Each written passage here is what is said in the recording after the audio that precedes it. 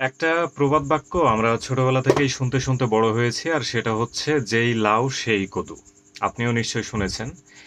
এই প্রবাদ বাক্যটা আমাদের স্থানীয় সরকার পল্লী উন্নয়ন এবং সমবায় উপদেষ্টা আসিফ মাহমুদ সজীব ভুঁইয়া এই উপদেষ্টার সঙ্গে একদম হুবহু মিলে যাচ্ছে।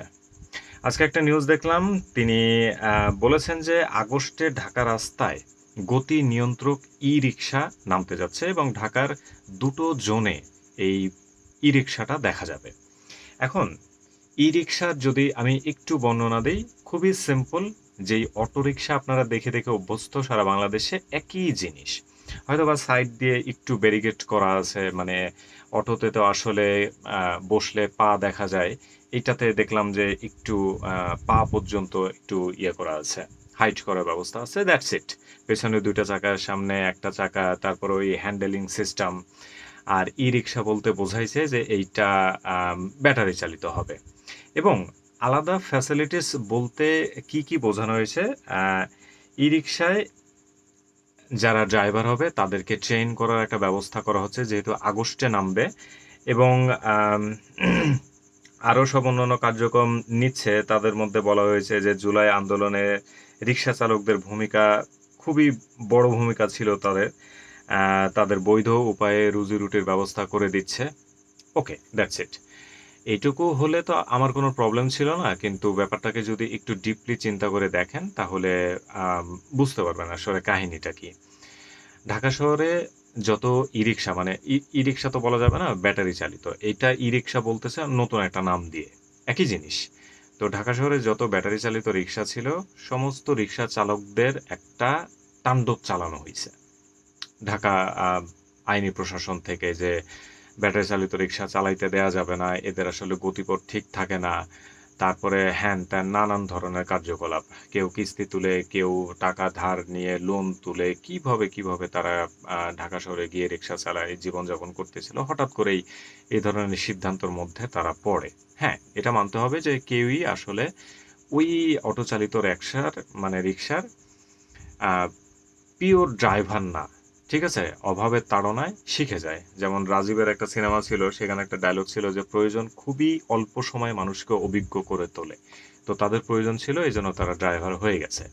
একটু না জানার কারণে বিভিন্ন জায়গায় অ্যাক্সিডেন্ট হচ্ছিল, এটাই ইস্যু করে সমস্ত রিক্সাকে ভেঙে বা রিক্সাগুলোকে আসলে অ্যারেস্ট করে ঢাকা শহর ফাঁকা করা হয়। এখন আমি যেটা বলতে চাচ্ছি, আমার যে পয়েন্ট সেটা হচ্ছে যে আসিফ মাহমুদ সজীব ভুঁইয়া উপদেষ্টা, তিনি ই রিক্সার ব্যবস্থা করলেন বা সরকারিভাবে ই রিক্সার ব্যবস্থা করা হচ্ছে এবং ড্রাইভারদের নতুন করে প্রশিক্ষণ দেয়া হবে, তাদের রুজি রুটির একটা ব্যবস্থা করা হবে। ওকে, খুবই ভালো কথা।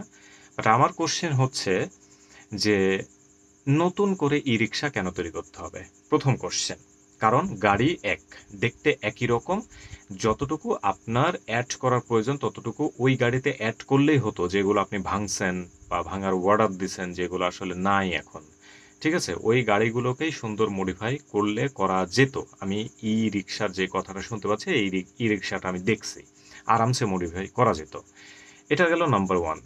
নাম্বার টু, ই রিক্সার সামনে চাকা, পেছনের চাকা, ওপরে ছাদ, তারপরে এইটা ব্যাটারি চালিত, সবকিছুই ঠিক আছে। সবকিছুই ঠিক আছে। যে ড্রাইভারগুলোকে আপনি রিজেক্ট করেছেন, যাদেরকে গাড়ি ছাড়া করেছেন, আমি শিওর, আমি ড্যাম শিওর যে ওই ড্রাইভারদেরকে কল করা হয় নাই। নতুন কোনো ড্রাইভারদেরকে কল করা হয়েছে। এটা একটা প্রজেক্ট। প্রজেক্টের মধ্যে আসলে সিলেক্টেড কিছু পার্সনকেই এই সুযোগ সুবিধা দেওয়ার একটা পাঁয়তারা বলে আমার এই নিউজটার উপরে একটা সন্দেহ কাজ করতেছে, বিধায় এই ভিডিওটা তৈরি করতেছি। এটা স্রেফ একটা পাঁয়তারা।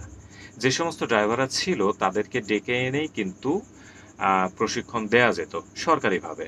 যে কয়জনকেই আসলে অ্যালাউ করা হোক, ওই লোকগুলোকেই বেছে বেছে খুঁজে বের করে তাদেরকে ড্রাইভিং লাইসেন্স বা ই রিক্সার প্রশিক্ষণ দেওয়া যাইতে পারত।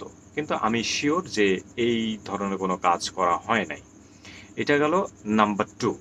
নাম্বার থ্রি, যদি ঢাকা শহরে আপনি ব্যাটারি চালিত রিক্সা অ্যালাউই না করেন, তাহলে ই রিক্সার মতো কনসেপ্ট, একই জিনিস, যেই লাউ সেই কদু, আবার ঢাকার শহরের রাস্তায় কেন থাকবে?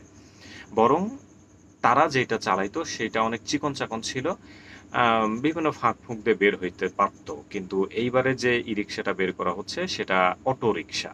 মানে রাজশাহীতে যে অটোরিকশাগুলো দেখা যায় বা গ্রামগঞ্জে যে অটোরিকশা দেখা যায় সেম জিনিস।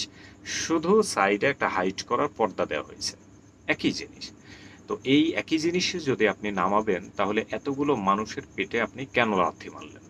মানে আমি আসিফ মাহমুদ সজীব ভুঁইয়া আপনাকে বলছি না বা আপনাকে বলার আমার হক এখতিয়ার নাই। এই ধরনের সিদ্ধান্ত যে বা যারা নিয়েছে তাদের কাছে আমার এই সিম্পল একটা কোশ্চেন বা আমার মতে যারা থাকবেন তারাও এই কোশ্চেনটা করতে পারেন যে এইটা কেন? আগের জিনিসটাই একটু মডিফাই করলেই করা যেত। খুবই আরামসে করা যেত। নতুন করে জাস্ট একটা কাজ করা যেতে পারত এবং অবশ্যই ডেফিনিটলি এটা করতে হইতো। কারণ আ সেটা কি? সেটা হচ্ছে যে ড্রাইভারদের প্রশিক্ষণ দেয়া। এইটা একটা বড় প্রবলেম ছিল।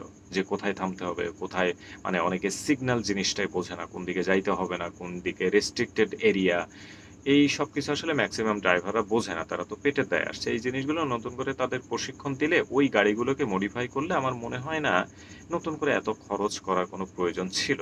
এখন হয়তোবা ৫০০, ১,০০০, ২,০০০ রিক্সা নামাইতে হবে। সবগুলোই নতুন রিক্সা। সবগুলোতেই মানে প্রায় ২ থেকে ২.৫ লক্ষ টাকা খরচ হবে একেকটা রিক্সায়। তো ইটস এ হিউজ বাজেট। আমার মনে হয় না এই সিদ্ধান্ত নেয়াটা ঠিক হইছে। ঠিক হইছে বাট এই সিদ্ধান্তটা নেয়া আগেই উচিত ছিল।